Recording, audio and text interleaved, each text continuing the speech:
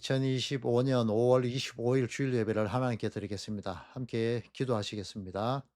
사랑의 아버지 하나님, 하나님의 사랑하는 교회들이 주님의 날을 기억하며 주님께 함께 머리 숙입니다. 말씀을 통하여 오직 하나님만 찬양하며 그리스도만을 바라보는 심령이 가난한 자들이 되어질 수 있도록 복 내려 주옵소서. 그리스도의 신 예수님 이름으로 기도 올립니다. 아멘. 지난주까지 그 성막과 성막 안팎에 있는 기구들이 제사장과 어떤 관계로 이어지고 또 이것이 그리스도 대신 예수님의 어떠한 그림자적인 예표 관계에 놓여 있는지 그것에 대해서 살펴보았습니다. 오늘은 그러한 성령이 거하시는 성전된 성도들이 어떤 능력으로 살아야 되는지에 대해서 내게 능력 주시는 자라는 제목을 가지고 함께 공부해 보도록 하겠습니다. 본문 말씀은 빌립보서 4장 13절 한 절 말씀입니다. 함께 봉독하도록 하겠습니다. 내게 능력 주시는 자 안에서 내가 모든 것을 할 수 있느니라. 아멘. 자, 여러분 가정에 이렇게 돌아가 보면요. 대부분 가정에 오늘 주제의 말씀과 같은 본문 말씀과 같은 내게 능력 주시는 자 안에 내가 모든 것을 할 수 있느니라. 이러한 것과 비슷한 구절이 적힌 그러한 현판들, 나무 서판들이 하나씩은 걸려 있을 겁니다. 그리고 이 붙은 것을 보고 그래, 내가 하나님께 열심히 기도하고 매달려서 내가 이루고자 하는 사업의 성공, 직장에서의 승진, 선거에서 당선 뭐 등등 이런 것을 놓고 많이 기도하죠. 또 할 수 있다 하시니는 나의 능력 주 하나님 이러면서 찬양도 하면서 으쌰 으쌰 이렇게 하시죠. 네. 어떤 문제를 놓고도 기도하는 것은 당연합니다, 성도로서. 제가 다니던 직장에 이런 문구가 계단에 붙어 있는 것을 본 적이 있습니다. 방향이 잘못되면 속도는 의미가 없다. 이렇게요. 말씀을 제대로 보지 못하면서 성경을 아무리 많이 알아보아야 소용이 없습니다. 구약의 유대인들의 삶들이 그러했듯이 말입니다. 성도로서 하나님께 간구하고 기도해야 하는 것은 당연한 것이 아니냐? 성도라는 존재가 세상 사람들보다 더 잘 살면 하나님의 빛이 나타나는 것 아니냐? 이렇게 반문하실 수도 있을 겁니다. 정말 그렇습니까? 정말 하나님을 위해서 그렇게 사시는 겁니까?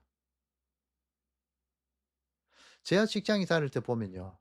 교회 다닌다는 사람치고 직장에서 성실하고 남에게 빗대는 삶을 사는 그런 사람들을 잘 보질 못했습니다. 오히려 더 뺀질뺀질하고 욕먹는 사람이 더 많았습니다. 툭하면 교회 가야 된다고 주일날 휴가를 내버리죠. 휴가 내는 공간은 누가 땜빵을 해야 됩니까? 예수 믿지 않는 사람들이 이것을 보고 욕을 하잖아요. 그 욕은 누구에게 돌아가요? 하나님께 돌아갑니다. 다른 팀원들은 휴일날에 가족들과 함께 지내고 싶어서 휴가를 내고 싶지 않을까요? 이왕 휴가를 내려면 교회 간다고 말하지 말거나 그렇게 하시지. 왜 하필 교회 간다고 이야기하면서 그렇게 하나님께 하나님 욕먹게 그렇게 하는 거냐고요. 이런 사람들 차에 보면 꼭 뒤에 물고기를 붙여 놓고 또 앞에는 보면 성경 하나를 딱 올려 놓습니다. 왜 이렇게 할까요? 이런 사람들이. 자신의 과시 때문이 아닐까요? 이런 사람들이 잘 이용하는 성경 구절이 오늘 본문 말씀인 "내게 능력 주시는 자 안에서 내가 모든 것을 할 수 있느니라." 이 빌립보서 4장 13 절의 말씀입니다. 이 말씀을 헬라어 원문으로 직역을 해 보면 이렇습니다. "내가 나를 강하게 하시는 분 안에서 모든 것을 할 수 있다."입니다. 여기에서 모든 것에 해당되는 단어 이 판다라는 이 단어는 앞부분에 놓여 있는 모든 상황을 말해 주는 것입니다. "내게 능력 주시는 자." 이건 말입니다. 그렇기에 바울이 말하는 "모든 것을 할 수 있다."라는 말은 바울의 영적 교만을 말하는 것이 아니라 자신이 처해져 있는 그 처지, 바울이 처지 나오잖아요. 비천에 처하기도 하고 매도 맞고 풍랑이 풍랑에 처하기도 하고 죽을 고비를 많이 넘기잖아요. 이러한 처지에서도 자족할 수 있음을 배웠고 그것에서 모든 것을 할 수 있다는 것, 그 고백인 것입니다. 바울은 그리스도를 위하여서 자신의 가문의 그 명예, 자신의 명예, 그리고 자신의 권력과 율법을 아는 그 지식, 아주 많이 아는 그 지식조차도 다 배설물로 여겨 다 포기했다고 그렇게 말합니다. 그리고는 오직 그리스도를 아는 지식을 얻기 위해서 목숨까지도 버렸습니다. 바울은 그리스도만이 참 능력의 그 근원이며 그를 의지할 때 궁극적인 승리를 할 수 있음에 대해서 자랑을 했던 것입니다. 그래서 본문을 자세히 보면 "내게 능력 주시는 자"로 표현된 것은 바로 예수 그리스도의 능력, 예수 그리스도이심을 알 수 있는 것입니다. 내가 나의 주인이 아니라 나의 주인은 그리스도임을 알고 그것을 고백하는 자의 자리에 앉을 줄 아는 그 지식에 이르렀다는 것을 방증하는 것이죠. 제가 결혼 초기에 열대어에 미쳐서 있었던 적이 있습니다. 열대어가 중성물을 좋아하는데 이 중성물을 맞추기 위해서 수시로 이 시약으로 그 물을 테스트를 합니다. 그래서 산성에 가까울 때는 붉은 계통이 나타나게 되고 알칼리에 가깝게 되면은 파란색 계통으로 드러나게 되죠. 이것과 마찬가지로 그 예수님의 피가 사람에게 떨어지게 되면은 두 종류로 드러나게 됩니다. 한 사람은 그 그리스도의 피로 온전히 빨아서 그 피로서 붉게 물들이는 사람이 있는가 하면은 또 한 부류는 이 예수님의 피 이 자체로 오히려 피를 빼내 버리고 자신의 옷을 하얗게 유지하기를 원하는 사람이 있는 것입니다. 거기에서 뺀 피를 유리병에 담아서 보관하면서 이것을 "이 예수님의 피가 내게 있다." 이렇게 하면서 예수 그리스도를 이용해서 자신의 재물을 채우기에 급급한 것입니다. 지난주까지 배웠듯이 그리스도 안에 속해진 그 제사장은 짐승의 피를 제단불에 바르고 오른 깃볼, 엄지발가락에 바르는 속죄의 단계를 거치면서 그 피가 자신에게 반드시 묻게 되어 있잖아요. 하지만 어떤 이는 이 내가 입은 이 흰옷에 피가 묻게 할 수 없다라고 생각하면서 그 옷에서 그 피를 깨끗이 빨아내어서 그 피가 마치 에봇이나 되듯 신주단지나 되듯이 보관하는 것이죠. 이러한 자들은 그 성찬식에서도 이러한 모습들을 또 보입니다.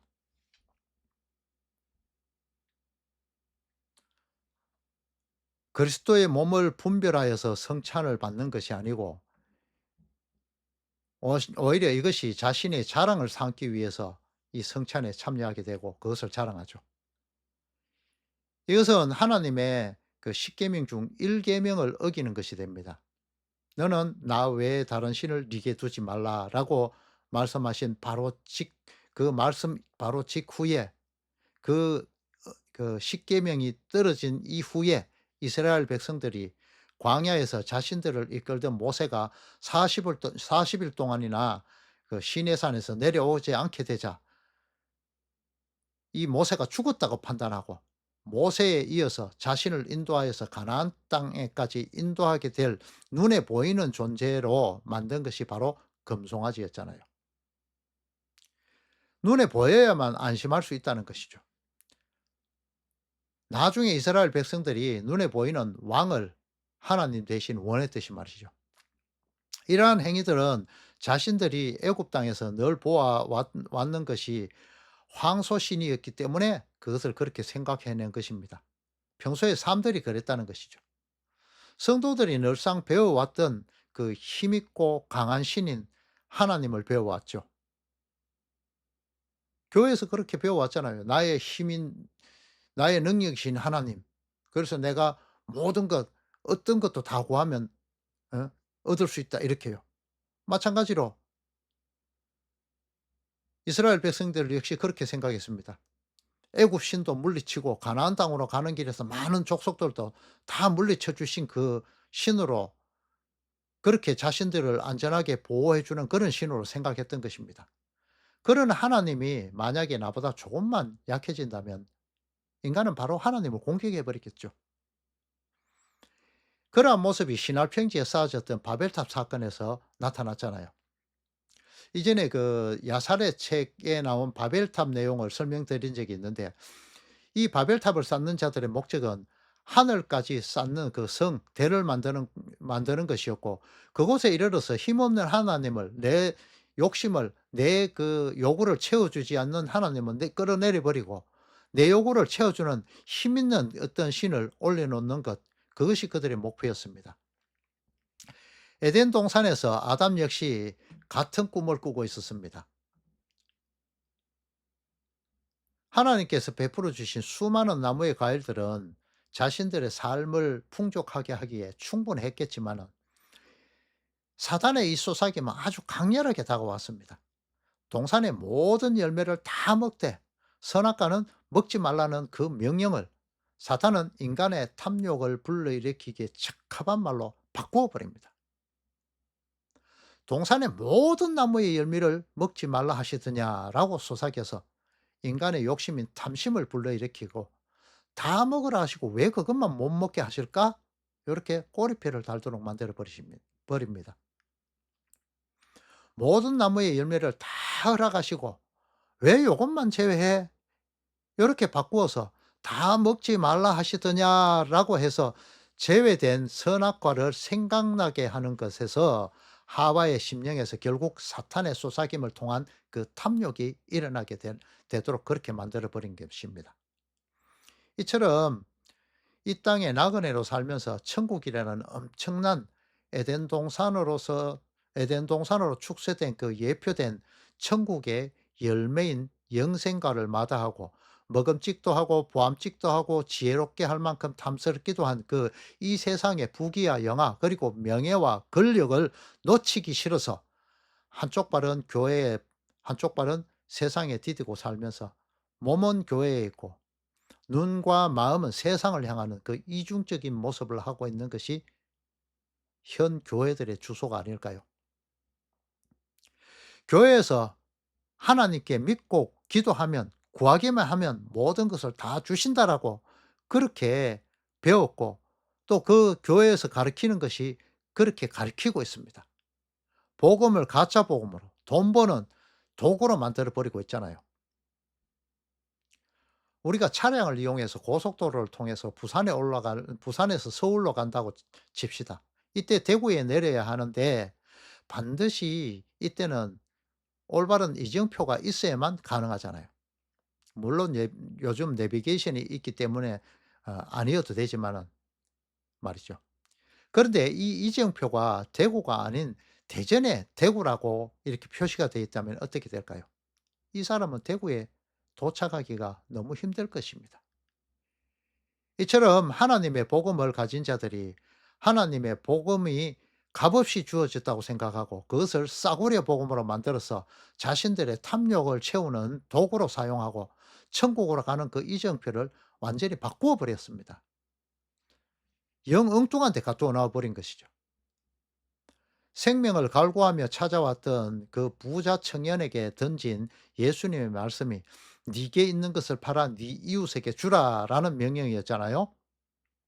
이 부자 청년은 자신에게 있는 유대인으로서 맡은 그 계명, 복음을 생각한 것이 아니라 자신의 생각이 미친 곳은 예수님의 말씀을 듣고 자신의 생각이 미친 곳은 바로 자신이 피땀 흘려 쌓아놓은 그 재물이 먼저 생각났기 때문에 결국은 아까워서 근심하며 돌아갔다라고 성경이 기록하고 있습니다. 작금의 대형 교회들이 추구하는 이 제자훈련, 셀모임 이런 프로그램들을 통하여서 남게 되는 것이 무엇인지를 잘 생각해 보시기 바랍니다. 또 이 교회들이 지금 연초부터 송구영신 예배, 부활주일 그곳에다가 천주교에서 행하던 것을 없애버린 개신교가 되면서 없애버렸던 그 사순절을 다시 살려서 끼워 넣고 맥주절, 추수감사절, 성탄절 이런 것들을 통해서 절기 헌금을 거둬들이고 있죠. 그리고 새벽 재단이라고 이야기합니다. 이렇게 하면서 일천번제라는 헌금이라고 헌금을 말하면서 또 작정 헌금을 이야기하면서 이것을 거둬들이고 있죠. 이거 다 성도 삥 뜯는 거 아닌가요? 앵벌이 시키고 있잖아요. 왜 앵벌이냐 하면은 할머니, 할아버지들 그렇게 하나님께 헌금 열심히 해야 천국 갈 수 있다고 이렇게 이야기해 가지고 새벽부터 일찍 나가서 파지 주어서 500원, 1,000원 모아 갖고 한 그 헌금 가지고 목사라는 인간들이 벤츠 승용차 굴리고 때깔나는 양복 뺀질뺀질한 구두 신고 머리기름 발라서 반질반질하게 하고 다니는 것. 이거 성도들 앵벌시키는 거 아니냔 말이죠. 예수팔이 아니냔 말입니다. 예수님은 낮아지라고 말씀하셨는데 정작 그들은 높은 자리를 더 선호하고 있죠. 더 때깔나는 자리를 원하고 있죠. 예수님은 하나님께서 택하신 자들, 그들을 위해서만 십자가를 지셨습니다.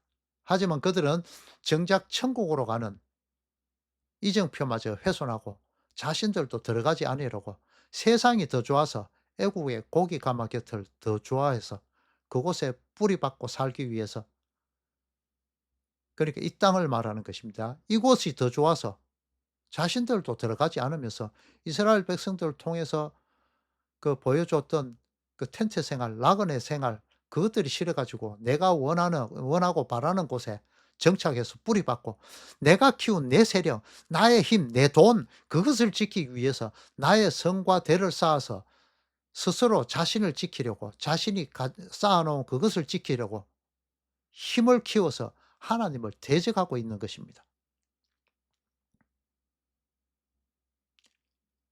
예수님께서 하나님의 말씀으로서 이 유한의 세상을 뚫고 들어오셔서 이루시고자 한 것은 구약에 예언된 그림자에 대한 실체가 되셔서 오신 것이며, 하나님께서 예정하신 불순종하며 다른 길로 갔던 자들이 다시 바른 길로 돌아서도록 회개하도록 하셔서 하나님의 능력으로 이끌어 새 생명을 주시는 그것입니다. 예수님께서 성만찬을 통해서 제자들에게 주시고자 하셨던 그 떡과 포도주는 새 언약이 아니었습니다. 그건 무엇이 새 언약이냐? 그 새 언약은 바로 예수 그리스도의 피였습니다. 떡과 포도주는 그것의 상징이었죠. 모든 죄악을 도말하며 죄악을 보이지 않게 뒤집어 씌워 버리기 위해서 흘리신 그 피 말이죠. 성도는 이제 자신의 피가 완전히 밀려나고 그리스도께서 흘리신 그 피로 수혈받아서 이제 본성이 완전히 바뀌어져서 작은 예수가 되었습니다. 그것이 새롭게 만들어진 피조물인 것입니다.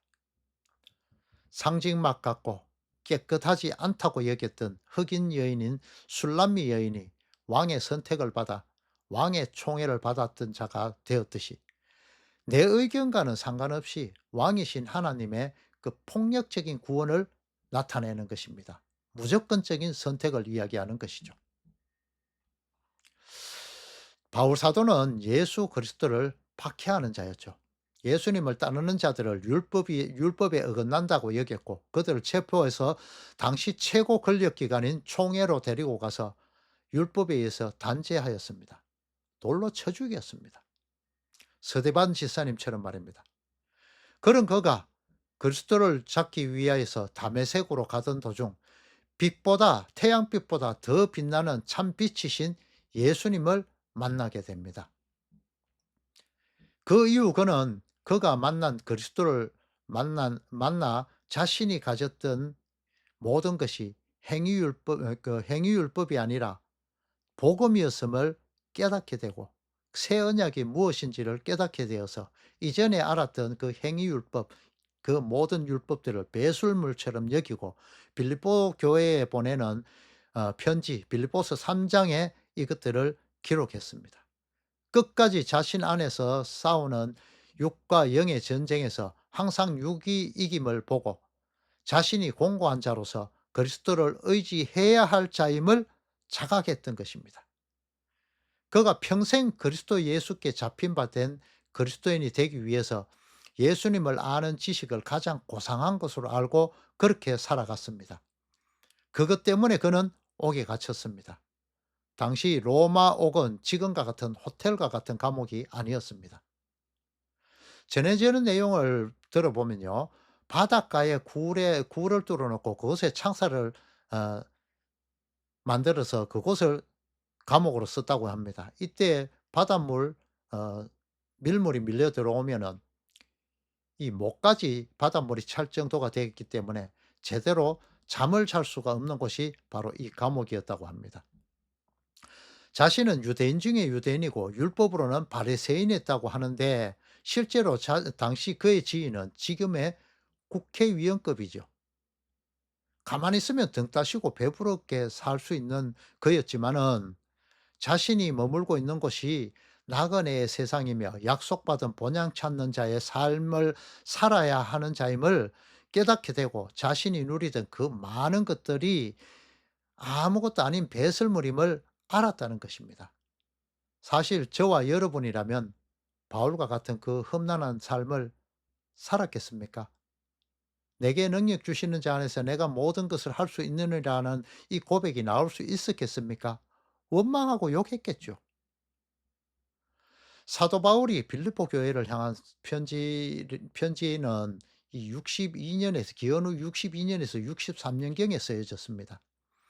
로마에서 1 차로 수감되었다가 풀려나기 직전에 썼을 것이라는 것이 공통된 의견입니다. 빌립보서는 이러한 목숨이 왔다 갔다 하는 지옥과 같은 감옥의 삶 가운데서 바울이 고백했던 그 고백입니다.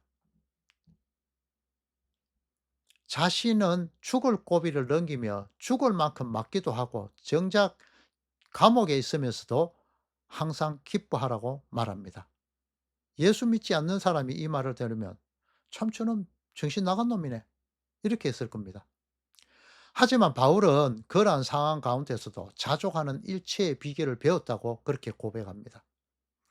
예수 그리스도를 바라는 그 마음으로 어느 곳에 있든지 자족하는 자가 되었습니다. 비천에 처하고 풍부에도 처할 줄 알고 배고픔과 배부름, 궁핍에 처하여도 오직 예수님만으로 만족하는 일체의 비결을 배웠다고 그렇게 고백하고 있습니다. 초가상감도 나는 만족하다라고 이렇게 정작 찬양을 하고 있지만 이런 내용으로 예수를 믿으라고 교회 안에서 말한다면은 10분의 1도 남아있지 않게 될 겁니다. 예수 믿으면 사업 잘 되고 예수 믿으면 자녀가 출세하고 예수 믿으면 부자 된다고 머리 얹어서 축복 기도해 주고 이런다면 이 교회는 완전히 그냥 대형 교회로 될 겁니다. 하지만 정작 복음을 전해 주면 다 떠나 버리겠죠. 사도 바울은 감옥에 있으면서도 아무것도 염려하지 말고 하나님께 감사함으로 아뢰라고 오히려 감옥 안에 있는 사람이 감옥 밖에 있는 사람을 더 격려하고 있습니다. 이러한 바울의 처지에서 고백하는 믿음의 고백이 오늘 본문인 "내게 능력 주시는 자 안에서 내가 모든 것을 할 수 있느니라." 이것입니다. 하나님은 그저 가만히 절대 타자적인 존재로 나를 간섭하지 말고 하늘 위에나 있다가 내가 필요한 것을 구하기만 하면 내 모든 소원을 무조건 다 들어 주어야 하는 그런 요술 래프의 그 지니와 같은 존재가 아닙니다. 하나님께서 인간을 지으신 목적이 무엇이냐? 그것은 바로 찬송받기 위해서입니다. 또 마태복음 21장 22절 말씀을 보면요. 하나님은 "내가 믿고 구하면은 다 이루어 주신다." 이런 구절로 해석되어질 수 있죠. 어떻게 믿고 구하는 것이 다 믿고 구하는 것은 다 받으리라는 예수님의 말씀을 문자 그대로 해석할 수 있겠습니까? 예수님께서 말씀하시는 믿고 구하는 것은 다 받으리라고 그렇게 말씀하셨는데 이것은 행위율법의 상징인 예루살렘에 들어가기 전 잎사귀만 무성한 나무를 예수님께서 저주하시고 그 후 그것이 마른 것을 본 제자들의 질문 후에 나오는 말입니다. 행위율법만 일삼던 그 유대주의자들은 행위만 있고 믿음이 없음과 그 믿음이 없음으로 열매가 없는 그런 행위만 나타난다. 결국 잎사귀만 무성한 무화과 나무로 나타났고 그 무화과를 저주하는 부분으로서 이 답을 주시는 것입니다. 내게 있는 것을 팔아 나눠 줄 수 있는 것이 이 세상의 것인 물질 세계에 있는 것이 아니라 오직 복음, 예수 그리스도만이 내 안에 있게 되는 심령이 가난한 상태가 되어질 때 그리스도 예수님께서 내 안에, 내가 예수님의 그 말씀 안에 있을 때 그 말씀이 능력이 되게 되고 세상 사람들이 볼 때에는 다 부족한 삶이지만은 바울 사도의 고백처럼 온갖 상황에도 자족할 줄 아는 그리스도 한 분만으로 만족할 줄 아는 자가 되어지게 되는 것입니다. 성도 여러분, 성도 여러분은 이 세상을 나그네로서 외국인으로서 사는 하나님 나라로부터 보냄을 받은 하나님의 소유된 백성임을 잊으시면 안 됩니다. 이 땅에서 내 이름을 남기려고 열심으로 노력하는 것은 전혀 비성경적이며 비신앙적인 그런 삶입니다. 호랑이는 죽어서 가죽을 남기고 사람은 죽어서 이름을 남긴다라는 이 고사성어가 있죠. 이것은 사람이 죽게 될 때 적어도 이름 석자는 남겨야 된다. 이것을 말하는 것이죠. 명예에 대한 것입니다. 하지만 하나님의 백성은 이러한 것에서 벗어나는 삶을 살아야 합니다. 왜냐하면 성도는 나그네요 외국인이기 때문에 말입니다. 이 땅, 이 유한의 세상 역시 지으신 이는 하나님이시지만은 성도의 완성을 위해서 사탄의 활동이 허락된 그 불완전한 곳이 이 유한의 세상이란 말입니다. 곧 불태워서 없어질 그 이 땅에서 이름을 남기는 것이 아니라 천국을 유업으로 받을 그 장자될 신분을 받은 것이 바로 이 성도인데 고작 이 물질 세상에 이름을 남기려고 노력하는데 내 인생을 낭비하시렵니까? 하나님께서 주시는 예수 그리스도께서 주시는 흰 돌 위에 새긴 예수 그리스도 위에 새긴 그 이름 그것을 받아야 되지 않겠습니까? 이 땅의 삶이 나그네의 삶이 아니라 자신이 주인이 되어서 살고자 하는 그것이 바로 우상 숭배이고 자신을 떠난 자의 삶이고 이 유한의 세상의 주인이 되는 그런 삶인 것입니다. 사도 바울의 고백이 그 고백처럼 이 땅에 나그네로서 사는 그 삶에서 아무도 아무것도 염려하지 말고 우리가 구할 것은 하나님께 순종하며 감사하는 것, 곧 말씀 맡은 자로서의 그 말씀을 전파하라는 말씀에 충성하는 그것이 성도가 구할 것이라는 것입니다. 그의 자랑은 자신의 죽은 자, 약한 자, 티끌의 존재임을 자랑하는 것이고 비로소 그리스도의 강함을 깨닫게 되고 그 강함인 그리스도 그리스도로 내 안을 채워질 때에 비로소 내가 강함이 되었다는 것이 바울의 자랑이 되었듯이 우리 성도들 역시 그것만이 나의 자랑이 되어야 할 것입니다. 세상적인 이 물질의 것에 눈을 두는 그것이 우상 숭배임을 절대 잊으시면 안 됩니다. 성도로서 이 나그네의 세상을 살아가는 동안 오직 말씀만을 가진 자로 심령이 가난한 자로 살아가며 이 말씀만을 이웃에게 넘겨주어서 진정한 그리스도에게 소유된 자로서의 진정한 이웃을 사랑하는 이웃 사랑을 실천하는 자들이 되어서 천국의 삶을 이 세상에서 조금씩 맛을 다 보시게 되는 성도님들 되어지시기를 그리스도인 신 예수님의 이름으로 축원합니다. 축도로서 예배를 마치도록 하겠습니다. 이제는 교회들의 머리가 되신 성자 하나님의 크신 은혜와 우리 위에 독생자를 보내신 성부 하나님의 크신 사랑과 성령 하나님의 교통하심이 더 큰 소유인 하나님을 알지 못하고 못하여 버리고 안개같이 사라져 버릴 세상이 더 큰 것으로 알고 그 신기루를 쫓는 그 삶들을 초계와 같이 버리고 오직 예수님만을 성도의 부여임을 깨닫기 원하는 모든 성도들을 위해 이제로부터 영원토록 함께 있을지어다. 아멘.